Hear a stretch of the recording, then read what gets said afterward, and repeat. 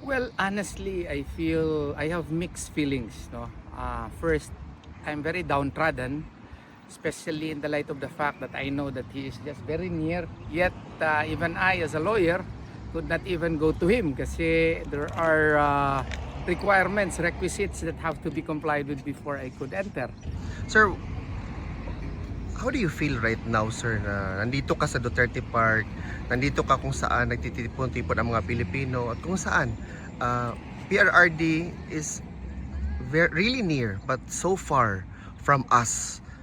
Well, honestly, I feel I have mixed feelings. No, first, I'm very downtrodden, especially in the light of the fact that I know that he is just very near. Yet, even I, as a lawyer, could not even go to him kasi there are requirements, requisites that have to be complied with before I could enter.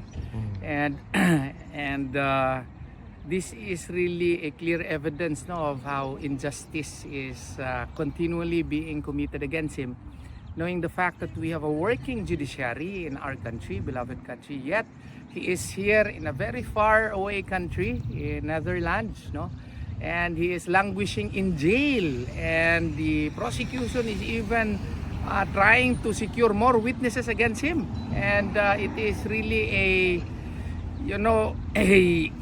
an injustice in itself.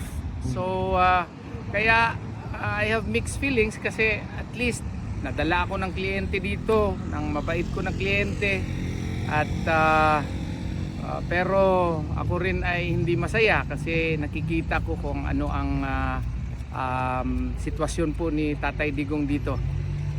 Pero wala tayong magawa kundi pag-alay ng dasal kay Allah Subhanahu wa Ta'ala na sana magkaroon ng milagro na makauwi po si Tatay Digong doon sa atin.